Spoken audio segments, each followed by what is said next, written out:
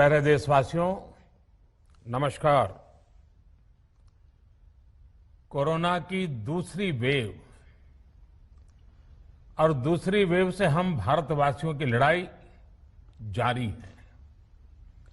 दुनिया के अनेक भारत भी इस लड़ाई के दौरान बहुत बड़ी पीड़ा से गुजरा है।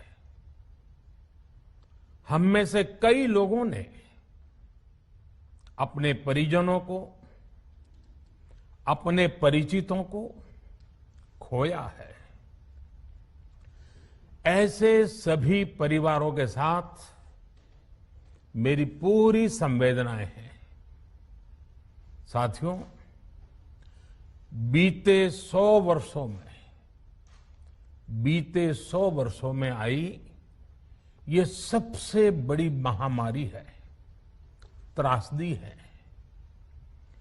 इस तरह की महामारी आधुनिक विश्व ने न देखी थी, न अनुभव की थी। इतनी बड़ी वैश्विक महामारी से हमारा देश कई मोर्चों पर एक साथ लड़ा है। कोविड अस्पताल बनाने से लेकर आईसीयू बेड्स की संख्या बढ़ानी हो, भारत में वेंटिलेटर बनाने से लेकर टेस्टिंग लैब्स का एक बहुत बड़ा नेटवर्क तैयार करना हो, कोविड से लड़ने के लिए बीते 1.25 साल में ही देश में एक नया हेल्थ इंफ्रास्ट्रक्चर तैयार किया गया है। सेकंड वेव के दौरान अप्रैल और मई के महीने में भारत में मेडिकल ऑक्सीजन की डिमांड अकल्पनीय रूप से बढ़ गई थी। भारत के इतिहास में कभी भी इतनी मात्रा में मेडिकल ऑक्सीजन की जरूरत कभी भी महसूस नहीं की गई। इस जरूरत को पूरा करने के लिए युद्ध स्तर पर काम किया गया। सरकार के सभी तंत्र लगे। ऑक्सीजन रेल चलाई गई, एयरफोर्स के विमानों को लगाया गया, नौसेना को लगाया गया। बहुत ही कम समय में लिक्विड मेडिकल ऑक्सीजन के प्रोडक्शन में 10 गुना से ज्यादा बढ़ाया गया। दुनिया के हर कोने से, जहां कहीं से भी जो कुछ भी उपलब्ध होने का भरसक प्रयास किया गया, लाया गया। इसी तरह जरूरी दवाओं के प्रोडक्शन को कई गुना बढ़ाया गया। विदेशों में जहां भी दवाइयां उपलब्ध हो, वहां से उन्हें लाने में जैसे अदृश्य और के खिलाफ लड़ाई में सबसे प्रभावी हथियार कोविड प्रोटोकॉल है। मास्क, 2 गज की दूरी और बाकी सारी सावधानियां, उसका पालन ही है। इस लड़ाई में वैक्सीन हमारे लिए सुरक्षा कवच की तरह है। आज पूरे विश्व में वैक्सीन के लिए जो मांग है, उसकी तुलना में उत्पादन करने वाले देश और वैक्सीन बनाने वाली कंपनियां बहुत कम है, इन्हीं गिनी हैं। कल्पना करिए कि अभी हमारे पास भारत में बनी वैक्सीन नहीं होती तो आज भारत जैसे विशाल देश में क्या होता। आप पिछले 50-60 साल का इतिहास देखेंगे तो पता चलेगा कि भारत को विदेशों से वैक्सीन प्राप्त करने में दशकों लग जाते थे। विदेशों में वैक्सीन का काम पूरा हो जाता था, तब भी हमारे देश में वैक्सीनेशन का काम शुरू भी नहीं हो पाता था। पोलियो की वैक्सीन हो, स्मॉल पॉक्स, जहां गांव में हम इसको चेचक कहते हैं, चेचक की वैक्सीन हो, हेपेटाइटिस बी की वैक्सीन हो, इनके लिए देशवासियों ने दशकों तक इंतजार किया था। जब 2014 में देशवासियों ने हमें सेवा का अवसर दिया, तो भारत में वैक्सीनेशन का कवरेज सिर्फ 5-6 साल में ही वैक्सीनेशन कवरेज 60% से बढ़कर 90% से भी ज्यादा हो गई। 60 से 90, यानी हमने वैक्सीनेशन की स्पीड भी बढ़ाई और दायरा भी बढ़ाया। हमने बच्चों को कई जानलेवा बीमारियों से बचाने के लिए कई नए टीकों का भी भारत के टीकाकरण अभियान का हिस्सा बना दिया। हमने इसलिए किया क्योंकि हमें हमारे देश के बच्चों की चिंता थी, गरीब की चिंता थी, गरीब के उन बच्चों की चिंता थी जिन्हें कभी टीका लग ही नहीं पाता था। हम 100% टीकाकरण कवरेज की तरफ बढ़ रहे थे कि कोरोना वायरस ने हमें घेर लिया। देश ही नहीं, दुनिया के सामने फिर पुरानी आशंकाएं घिरने लगी कि अब भारत कैसे इतनी बड़ी आबादी को बचा पाएगा। लेकिन साथियों, जब नीयत साफ होती है, नीति स्पष्ट होती है, निरंतर परिश्रम होता है, तो नतीजे भी मिलते हैं। हर आशंका को दरकिनार करके भारत ने 1 साल के भीतर ही एक नहीं बल्कि 2 made in India vaccine launch कर दी। हमारे देश ने, देश के वैज्ञानिकों ने ये दिखा दिया कि भारत बड़े बड़े देशों से पीछे नहीं है।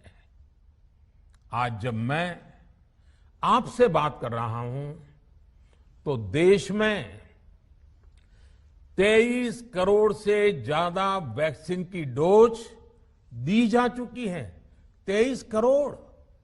साथियों, हमारे यहां कहा जाता है, विश्वासेन सिद्धिः, विश्वासेन सिद्धिः, अर्थात हमारे प्रयासों में हमें सफलता तब मिलती है जब हमें स्वयं पर विश्वास होता है। हमें पूरा विश्वास था कि हमारे वैज्ञानिक बहुत ही कम समय में वैक्सीन बनाने में सफलता हासिल कर लेंगे। इसी विश्वास के चलते जब हमारे वैज्ञानिक अपना रिसर्च वर्क कर ही रहे थे, तभी हमने लॉजिस्टिक्स और दूसरी तैयारियां शुरू कर दी थी। आप सब भली भांति जानते हैं कि पिछले साल, यानी 1 साल पहले, पिछले साल अप्रैल में जब कोरोना के कुछ ही हजार केस थे, उसी समय वैक्सीन टास्क फोर्स का गठन कर दिया गया था। भारत में, भारत के लिए वैक्सीन बनाने वाली कंपनियों को सरकार ने हर तरह से सपोर्ट किया। वैक्सीन निर्माताओं को क्लिनिकल ट्रायल में मदद की गई, रिसर्च और डेवलपमेंट के लिए जरूरी फंड दिया गया। हर स्तर पर सरकार उनके साथ कंधे से कंधा मिलाकर चली। आत्मनिर्भर भारत पैकेज के तहत मिशन कोविड सुरक्षा के माध्यम से भी उन्हें हजारों करोड़ रुपए उपलब्ध कराए गए। पिछले काफी समय से देश लगातार जो प्रयास और परिश्रम कर रहा है, उससे आने वाले दिनों में वैक्सीन की सप्लाई और भी ज्यादा बढ़ने वाली है। आज देश में 7 कंपनियां विभिन्न प्रकार की वैक्सीन का प्रोडक्शन कर रही है। 3 और वैक्सीन का ट्रायल भी एडवांस स्टेज पे चल रहा है। वैक्सीन की उपलब्धता बढ़ाने के लिए दूसरे देशों की कंपनियों से भी वैक्सीन खरीदने की प्रक्रिया को तेज किया गया है। इधर हाल के दिनों में कुछ एक्सपर्ट्स द्वारा हमारे बच्चों को लेकर भी चिंता जताई गई है। इस दिशा में भी 2 वैक्सीन का ट्रायल तेजी से चल रहा है। इसके अलावा अभी देश में एक नेजल वैक्सीन पर भी रिसर्च जारी है। इसे सिरिंज से न देकर नाक में स्प्रे किया जाएगा। देश को अगर निकट भविष्य में इस वैक्सीन पर सफलता मिलती है तो इससे भारत के वैक्सीन अभियान में और ज्यादा तेजी आएगी। साथियों, इतने कम समय में वैक्सीन बनाना अपने आप में पूरी मानवता के लिए बहुत बड़ी उपलब्धि है, लेकिन इसकी अपनी सीमाएं भी हैं। वैक्सीन बनने के बाद भी दुनिया के बहुत कम देशों में वैक्सीनेशन प्रारंभ हुआ और ज्यादातर समृद्ध देशों में ही शुरू हुआ। WHO ने वैक्सीनेशन को लेकर गाइडलाइंस दी। वैज्ञानिकों ने वैक्सीनेशन की रूपरेखा रखी और भारत ने भी जो अन्य देशों की बेस्ट प्रैक्टिसेस थी, विश्व स्वास्थ्य संगठन WHO के मानक थे, उसी आधार पर चरणबद्ध तरीके से वैक्सीनेशन करना तय किया। केंद्र सरकार ने मुख्यमंत्रियों के साथ हुई अनेकों बैठकों से जो सुझाव मिले, संसद के विभिन्न दलों के साथियों द्वारा जो सुझाव मिले, उसका भी पूरा ध्यान रखा।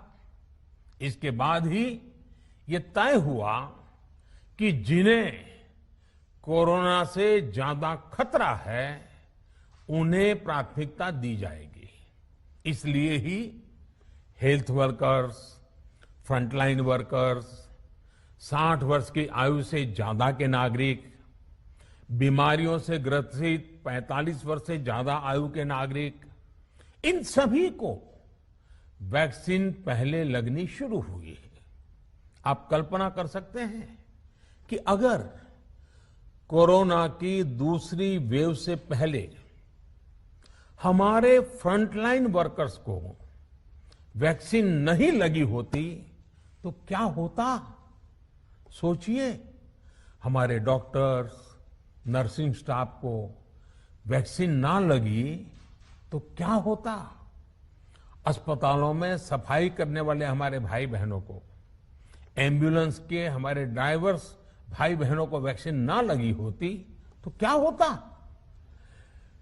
ज्यादा से ज्यादा हेल्थ वर्कर्स को वैक्सीनेशन होने की वजह से ही वो निश्चिंत होकर दूसरों की सेवा में लग पाए, लाखों देशवासियों का जीवन बचा पाए।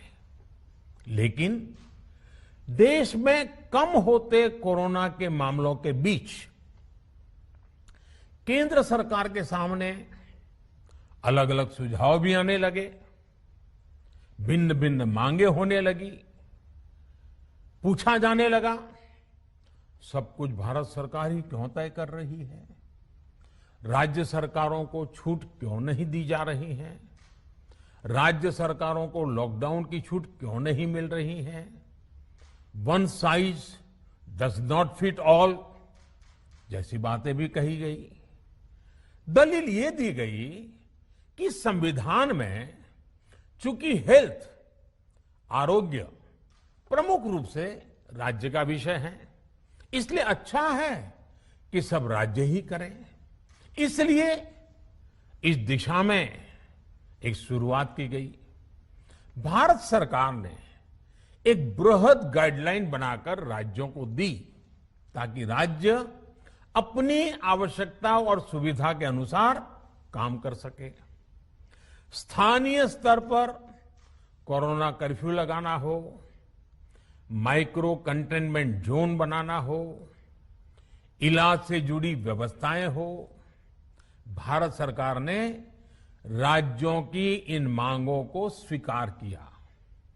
साथियों, इस साल 16 जनवरी से शुरू होकर अप्रैल महीने के अंत तक भारत का वैक्सीनेशन कार्यक्रम मुख्यतः केंद्र सरकार की देखरेख में ही चला। सभी को मुफ्त वैक्सीन लगाने के मार्ग पर देश आगे बढ़ रहा था। देश के नागरिक भी अनुशासन का पालन करते हुए अपनी बारी आने पर वैक्सीन लगवा रहे थे। इस बीच कई राज्य सरकारों ने फिर कहा कि वैक्सीन का काम डिसेंट्रलाइज किया जाए और राज्यों पर छोड़ दिया जाए। तरह तरह के स्वर उठे, जैसे कि वैक्सीनेशन के लिए एज ग्रुप क्यों बनाए गए। दूसरी तरफ किसी ने कहा कि उम्र की सीमा आखिर केंद्र सरकार ही क्यों तय करे। कुछ आवाजें तो ऐसी भी उठी कि बुजुर्गों का वैक्सीनेशन पहले क्यों हो रहा है। भांति भांति के दबाव भी बनाए गए। देश के मीडिया के एक वर्ग ने इसे कैंपेन के रूप में भी चलाया। साथियों, काफी चिंतन मनन के बाद इस बात पर सहमति बनी कि राज्य सरकारें अपनी तरफ से भी प्रयास करना चाहती हैं, तो भारत सरकार को क्यों इतराज हो और भारत सरकार इतराज क्यों करे। राज्यों की इस मांग को देखते हुए, उनके आग्रह को ध्यान में रखते हुए 16 जनवरी से जो व्यवस्था चली आ रही थी, उसमें प्रयोग के तौर पर एक बदलाव किया गया। हमने सोचा कि राज्य ये मांग कर रहे हैं, उनका उत्साह है, तो चलो भाई 25% का काम उन्हीं को सुपुर्द कर दिया जाए, उन्हीं को दे दिया जाए। स्वाभाविक है 1 मई से राज्यों को 25% काम उनके हवाले कर दिया गया। उसे पूरा करने के लिए उन्होंने अपने अपने तरीके से प्रयास भी किए। इतने बड़े काम में किस तरह की कठिनाइयां आती हैं, ये भी उनके ध्यान में आने लगा। उनको पता चला पूरी दुनिया में वैक्सीन की क्या स्थिति है, इसकी सच्चाई से भी राज्य परिचित हुए।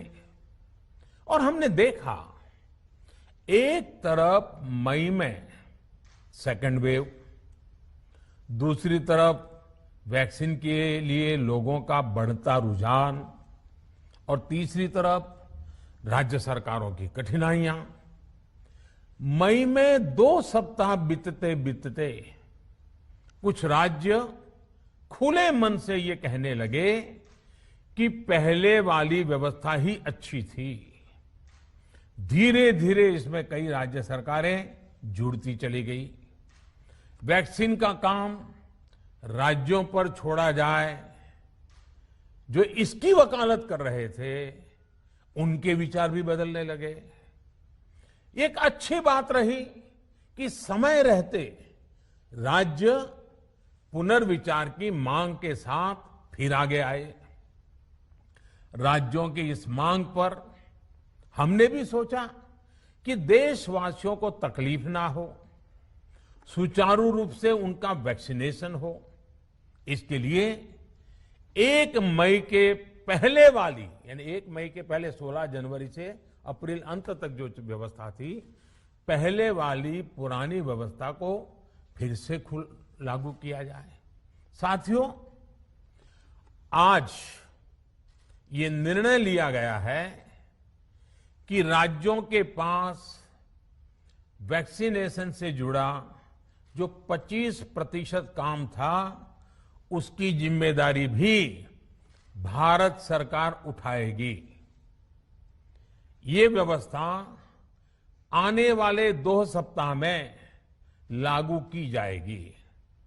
इन 2 सप्ताह में केंद्र और राज्य सरकारें मिलकर नई गाइडलाइंस के अनुसार आवश्यक तैयारी कर लेंगी। संयोग है कि 2 सप्ताह बाद 21 जून को ही अंतर्राष्ट्रीय योग दिवस भी है।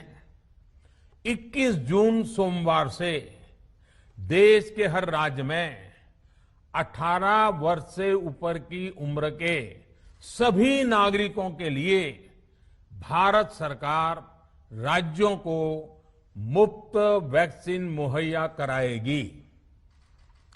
वैक्सीन निर्माताओं से कुल वैक्सीन उत्पादन का 75% हिस्सा भारत सरकार खुद ही खरीदकर राज्य सरकारों को मुफ्त देगी।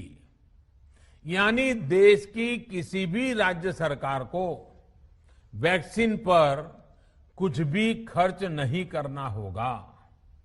अब तक देश के करोड़ों लोगों को मुफ्त वैक्सीन मिली है।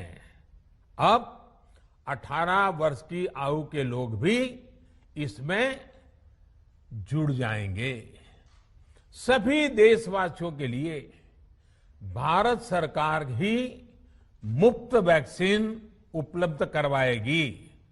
गरीब हो, निम्न मध्यम वर्ग हो, मध्यम वर्ग हो या फिर उच्च वर्ग, भारत सरकार के अभियान में मुफ्त वैक्सीन ही लगाई जाएगी।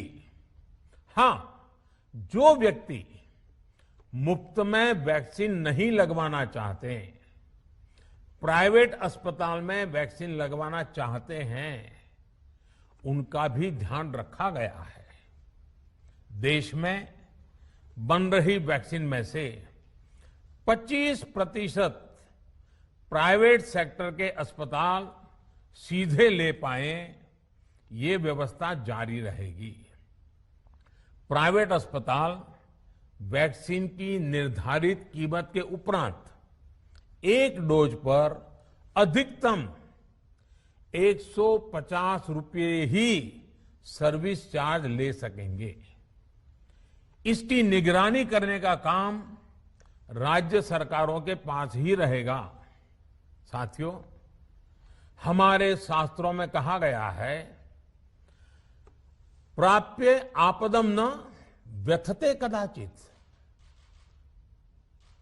उद्योगम अनु इच्छति चा प्रमत्तः। अर्थात विजेता आपदा आने पर उससे परेशान होकर हार नहीं मानते, बल्कि उद्यम करते हैं, परिश्रम करते हैं और परिस्थिति पर जीत हासिल करते हैं। कोरोना से लड़ाई में 130 करोड़ से अधिक भारतीयों ने अभी तक की यात्रा आपसी सहयोग, दिन रात मेहनत करके तय की है। आगे भी हमारा रास्ता हमारे श्रम और सहयोग से ही मजबूत होगा। हम वैक्सीन प्राप्त करने की गति भी बढ़ाएंगे और वैक्सीनेशन अभियान को भी और गति देंगे। हमें याद रखना है कि भारत में वैक्सीनेशन की रफ्तार आज भी दुनिया में बहुत तेज है, अनेक विकसित देशों से भी तेज है। हमने जो टेक्नोलॉजी प्लेटफॉर्म बनाया है, कोविन, उसकी भी पूरी दुनिया में चर्चा हो रही है। अनेक देशों ने भारत के इस प्लेटफॉर्म को इसमें इस्तेमाल करने में रुचि भी दिखाई है। हम सब देख रहे हैं कि वैक्सीन की एक एक डोज कितनी महत्वपूर्ण है। हर डोज से एक जिंदगी जुड़ी हुई है। केंद्र सरकार ने ये व्यवस्था भी बनाई है कि हर राज्य को कुछ सप्ताह पहले ही बता दिया जाएगा कि उसे कब कितनी डोज मिलने वाली है। मानवता के इस पवित्र कार्य में वाद विवाद और राजनीतिक छींटाकशी से ऐसी बातों को कोई भी अच्छा नहीं मानता है।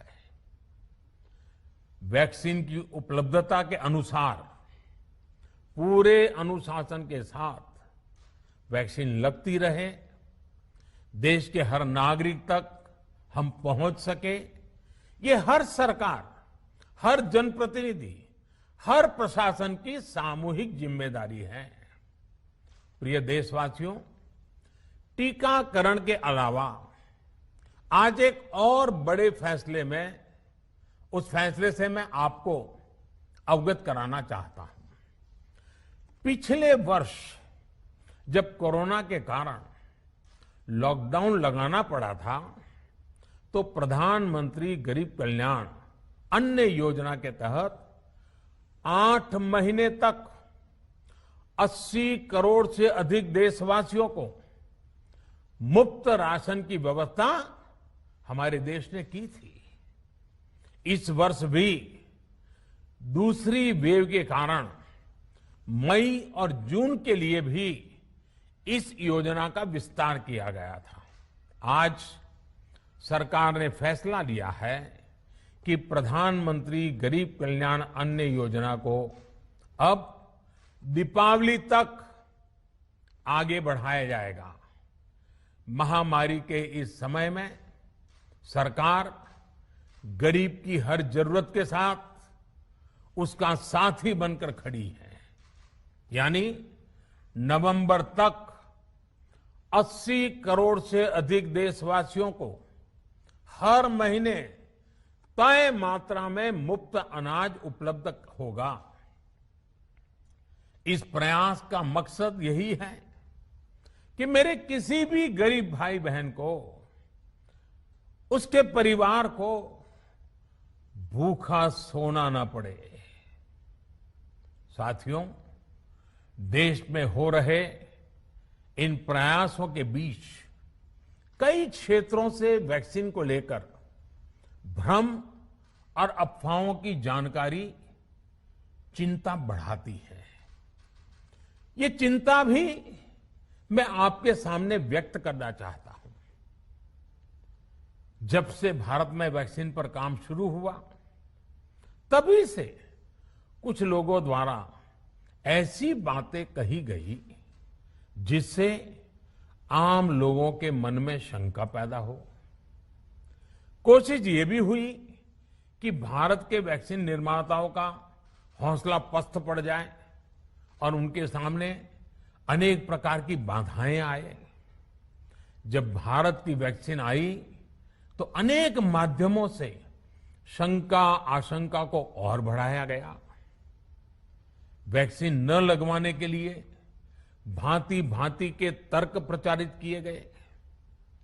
इन्हें भी देश देख रहा है।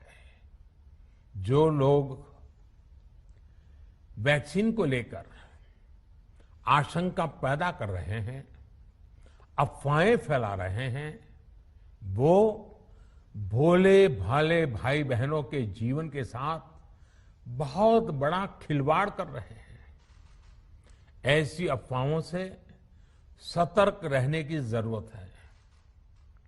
मैं भी आप सबसे, समाज के प्रबुद्ध लोगों से, युवाओं से अनुरोध करता हूं कि आप भी वैक्सीन को लेकर जागरूकता बढ़ाने में सहयोग करें। अभी कई जगहों पर कोरोना कर्फ्यू में ढील दी जा रही है, लेकिन इसका मतलब ये नहीं कि हमारे बीच से कोरोना चला गया है। हमें सावधान भी रहना है और कोरोना से बचाव के नियमों का भी सख्ती से पालन करते रहना है। मुझे पूरा विश्वास है हम सब कोरोना से इस जंग में जीतेंगे। भारत कोरोना से जीतेगा। इन्हीं शुभकामनाओं के साथ आप सभी देशवासियों का बहुत बहुत धन्यवाद।